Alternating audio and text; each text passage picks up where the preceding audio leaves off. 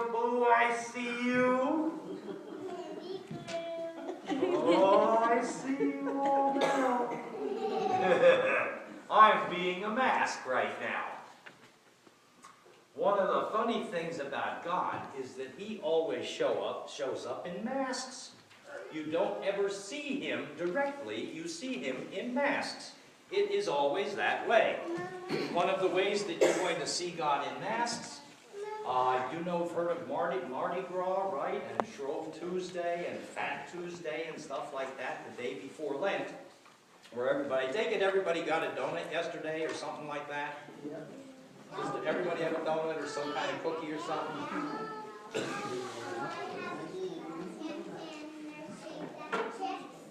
They were shaped like chicks? Oh, very cool. Yeah, I had a donut and it was custard filled. It was really, really good. Oh, okay. Well, anyhow, here's the thing. Yesterday, we could wear masks and we could have a carnival and you could have all kinds of fun. You could have donuts and have fun with that.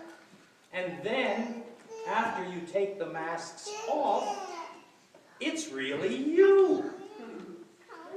It's you. Yes, I know it's you and it's really me. And that is what God does. He takes the masks off for us so that we can see something of himself. And Lent and Ash Wednesday are the beginning of a stretch of time in which we start to talk about the masks of God, the ways in which he appears, but the way also that we got to pay attention to some of his appearing.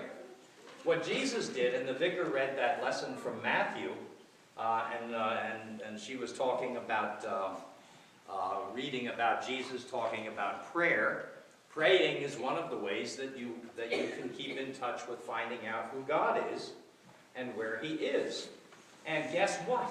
Every time you say a prayer and you name somebody or think about somebody, you're asking God to be there with them. If you say a prayer for yourself because life is just yucky or you're going to surgery or something, you're asking God to be there. So praying is a way to ask God to be present in your life or the life of other people. The other way that God has masks, and think about this. You know how much snow we had this winter, right? We had a lot of snow. And it bothers you all and me more than it does them. But when you think about snow as a mask of God, what happens when springtime comes during Lent? The mask of God is the snow is going to disappear, isn't it? And where's it going to go? In the sky. Not in the sky, all of it. Down in the ground. And then what's going to happen, that water, that mask of God, is going to disappear into the ground. And then plants are going to use the water in the ground. Used to be snow, now it's water. So the plants are going to start to grow. And we're going to see another mask of God, growing plants and trees. On a really super hot day this summer, when you're all sweaty and yucky, you're going to try to get out of the sun and find a shady place. You're going to find a mask of God, a shade tree with nice big canopy of leaves. And God will be present there. God shows up in all different kinds of ways in our lives. And that's what Jesus is asking us to think about, the ways that God shows up in our lives. Through the prayers that we make, not just for ourselves, but for other people. Through fasting. And fasting is not a weight loss program, please. Fasting is more of a spiritual discipline in which you spend time thinking for 2 or 3 days, not enough so that you pass out from malnutrition or lack of nourishment, but a time for discipline in a spiritual sense, for you to think about the giftedness that you usually miss because you're too busy. And it gives you a time to pause, in other words. Think about all of the things that surround you, which sometimes you take to be a pain in the neck, but when you take a second and a third look are really quite a good gift. And finally, the other thing is charity or almsgiving, and you do that all the time. I don't know, but most of you don't realize that we receive an offering whenever we have chapel. And we have been buying rabbits.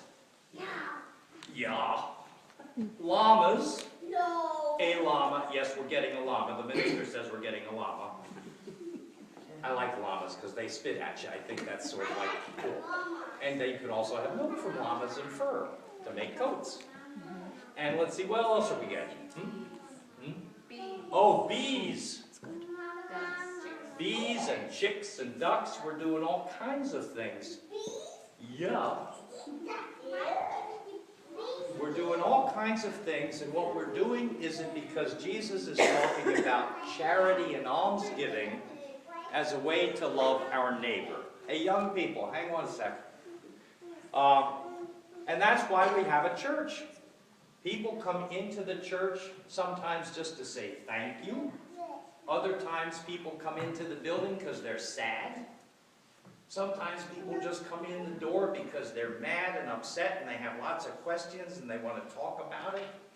Sometimes people come in for food, and other people just come in just because they're here and it seems like a good place to be. So Jesus talks about almsgiving and offerings as ways to love your neighbor and care for your neighbor, and in fact to care also for yourself. You know the great commandment, right? Love the Lord your God with all your heart, soul, strength, and mind, and your neighbor as yourself. So those are the disciplines which make for a Christian life. And those are the disciplines that we pretty much practice in preschool during the whole year. We practice loving our neighbors and also making friends as we take care of ourselves. Amen. Amen. Right now, who is our offering person?